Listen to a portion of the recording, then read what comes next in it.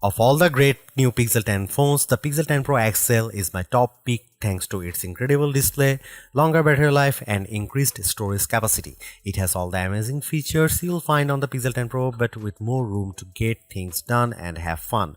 I see room for improvements, but the Pixel 10 Pro XL is the most satisfying, refined Android phone you can buy today. The Google Pixel 10 Pro XL is the Pixel phone to buy this year.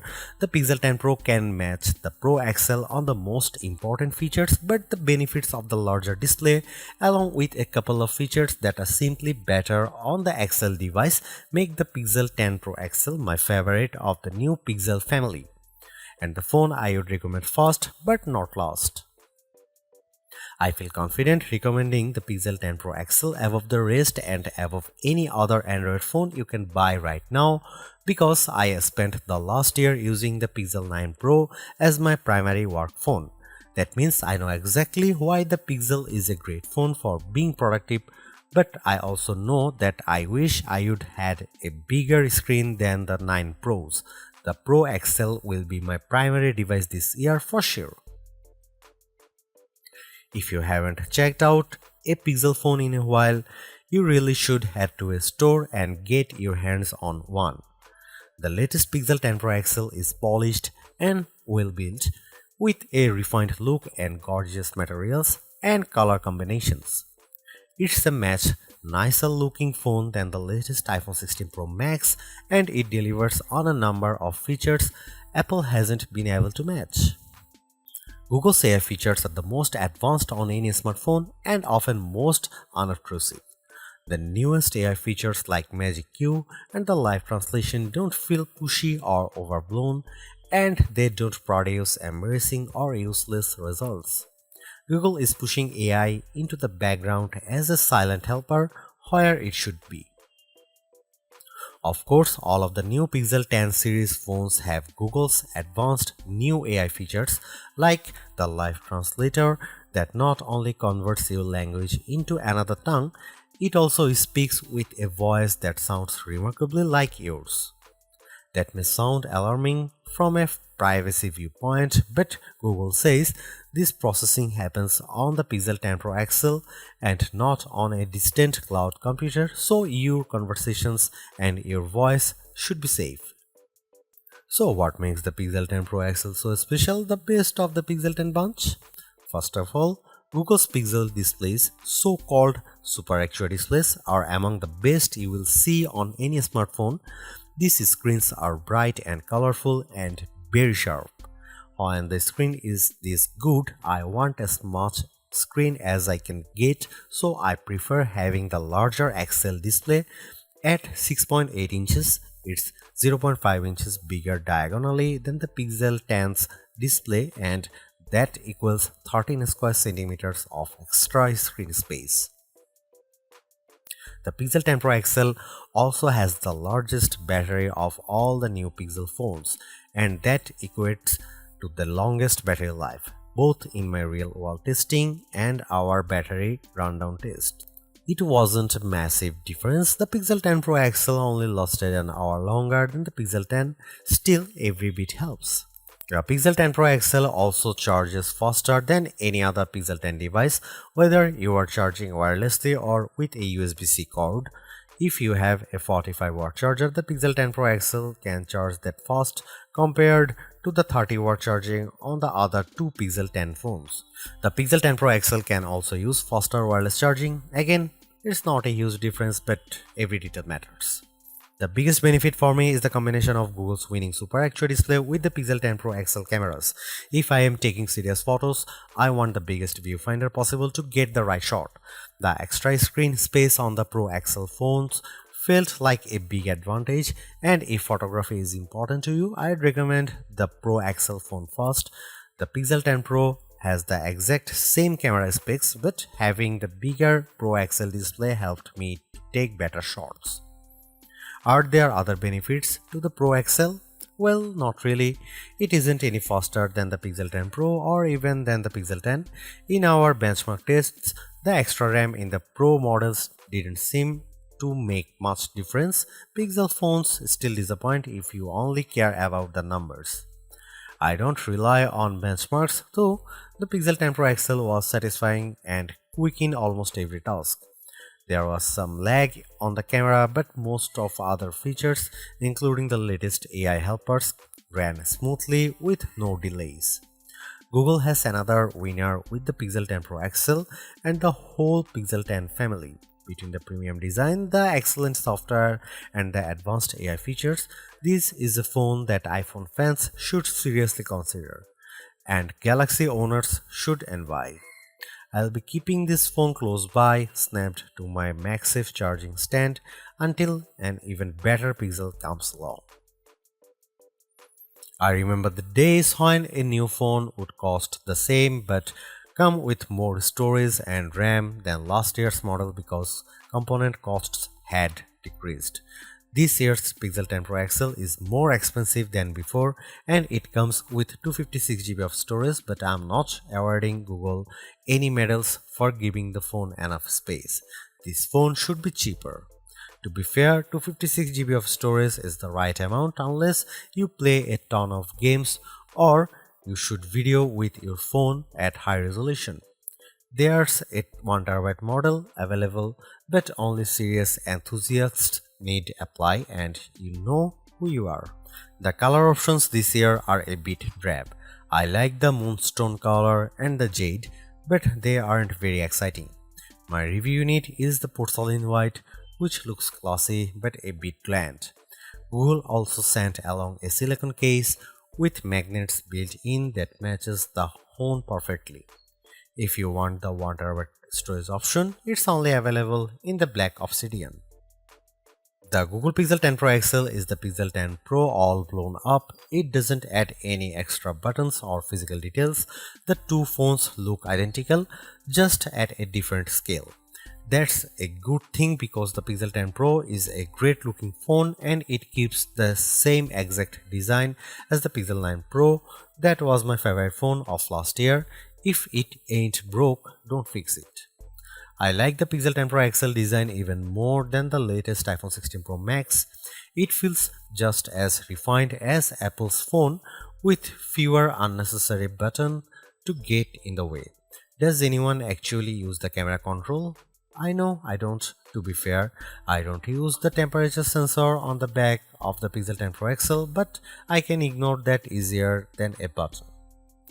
The color options are a bit professional and bland, but closer inspections shows more attention to detail than I would have expected from Google.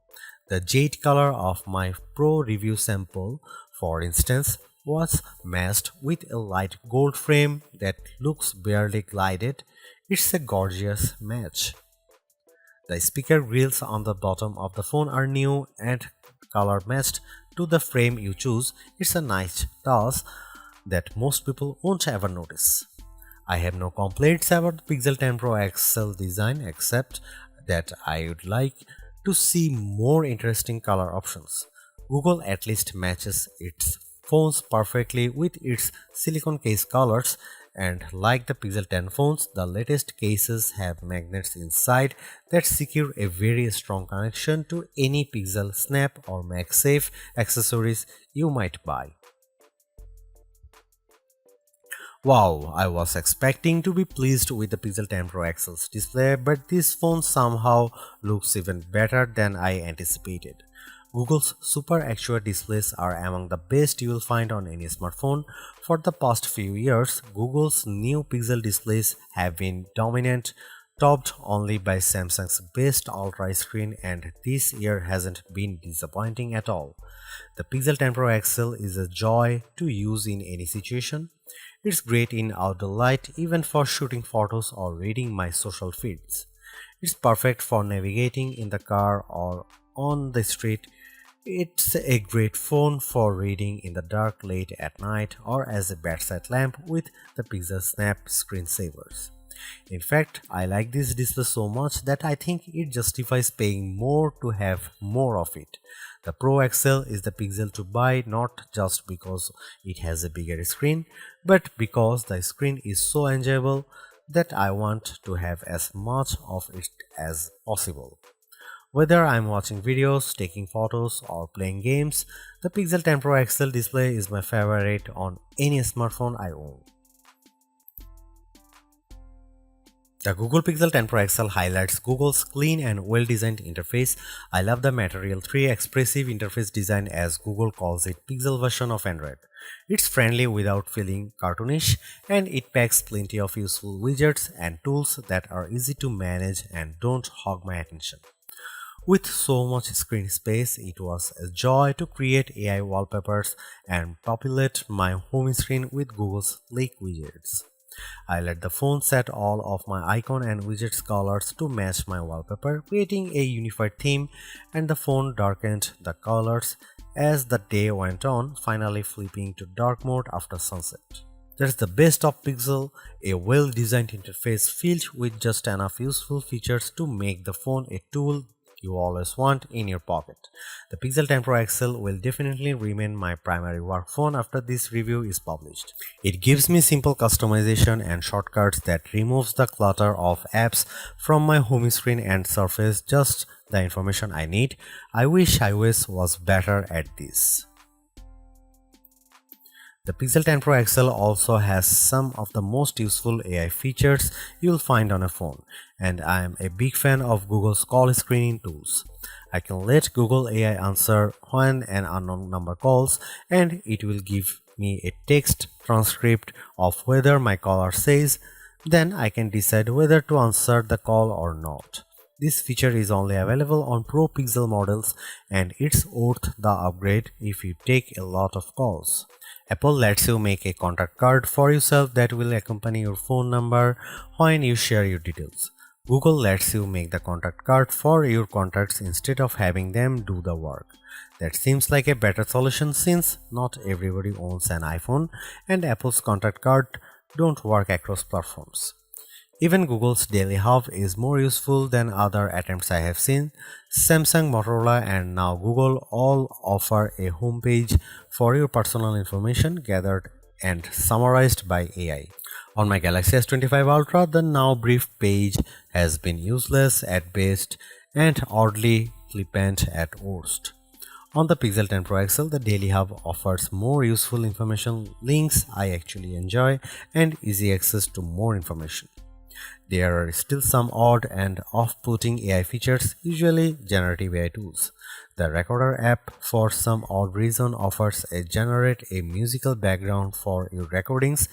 I don't really need a pop metal soundtrack for my business interviews. Thanks. Still, it's easy to ignore these oddities, and Google mostly doesn't shove its AI in your face.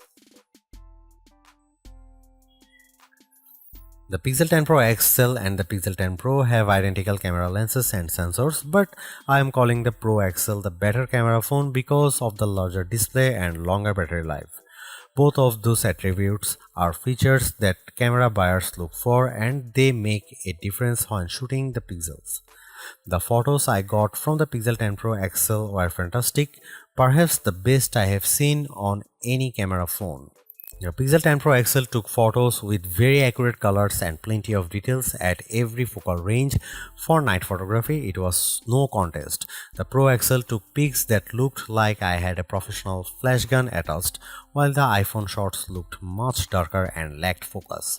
You can see plenty of AI help in the photos, but usually the results don't look fake or off-putting. The only downside to Pixel photography is Google's camera app.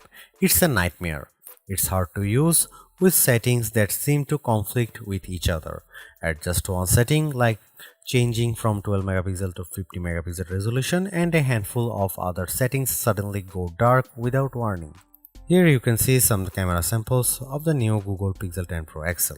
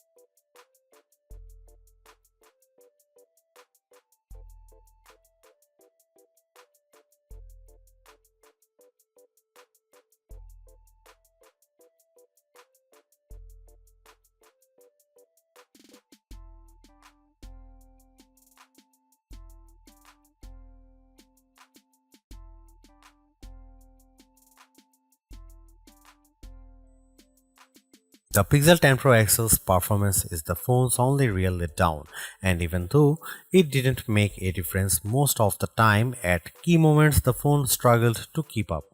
The gap between Pixel performance and the rest of the smartphone world isn't shrinking, it's getting bigger and uglier every year. The Pixel 10 Pro XL had no trouble navigating the Android menus and launching apps as quick as can be, but not every feature was so smooth. I had trouble in the camera app, especially when I changed to the higher 50 megapixel resolution. The camera sometimes stalled after I hit the shutter button and made me wait for a few moments until I could snap my next shot. That's a huge disappointment, and I don't know any other phone outside cheap bargain options that fails to perform basic tasks this manifestly. I can press the shutter button on my OnePlus 13 as fast as my finger can fly, and it never misses a beat, likely thanks to the Qualcomm Snapdragon 8 Elite chipset inside. Qualcomm has a superior platform this year, and phone makers who don't use the latest Elite options are being left behind in more ways than one. I no longer think the Tensor G5 is good enough for the Pixel 10 Pro XL. It isn't. It can't keep up with the latest Android software and features, and it's time for Google to rethink its platform strategy. The Pixel 10 Pro XL has the best battery life of any Pixel 10 phone so far, but that isn't saying much. The Pro XL lasted through a full day with little trouble, but I was still nervous when the battery hit single digits before bedtime, which was often. I elevated my stress with the MagSafe chargers I have littered throughout my house and office space, like the Pixel Snap charger. MagSafe is convenient for fast charging when I have 15 minutes to let my phone sit on a stand. A couple of those charge breaks every day made sure I had enough battery to last as long as I needed. This mediocre battery life is especially disappointing because I have seen massive gains in the rest of the Android world. Phone makers like Samsung and OnePlus using the Qualcomm Snapdragon 8 Elite platform are offering new phones that get hours more battery life than last year's models. The Pixel 10 Pro XL lasted 15 minutes longer in our battery tests than last year's Pixel 9 Pro XL. That's pathetic. The Samsung Galaxy S25 Ultra achieved 2 hours more battery life than the Galaxy S24 Ultra, even though it uses a battery that's the same size thanks to the newer Snapdragon 8 Elite chipset. If Google can't offer similar improvements year over year, it's time to change platforms, or it will be time to stop recommending the Pixel. Google's made a few but effective upgrades to the Pixel 10 Pro XL. It's a masterclass in efficiency, changing and improving just enough to stay almost the top of the pack in the most areas. The display's brightness is unmatched, and the camera's ultra-wide perhaps aside offer a balanced, natural look that I can see a lot of people liking. It's unfortunate the Pixel 10 series is still the lowest powered of the flagship phones on sale today and lags behind its main rivals on battery efficiency. Hopefully, access to Google's latest AI tools makes up for that for anyone who decides to take the plunge, although perhaps give it a couple of months if this is your primary reason. Hopefully by then the seemingly incomplete Magic Q and the preview version of the camera coach will have been made whole. The Galaxy S25 Ultra may still be a better pick for you if you want more power and power efficiency from your phone. The Pixel 10 Pro may also be a better fit than the XL, considering you only sacrifice display size and battery life for a cheaper phone that's otherwise just as capable as its large sibling. But the Pixel 10 Pro XL is the most capable of competitive of Google's latest batch of phones. If you are buying a phone right now and want best-in-class software combined with top-tier hardware, this Pixel is probably the one to pick.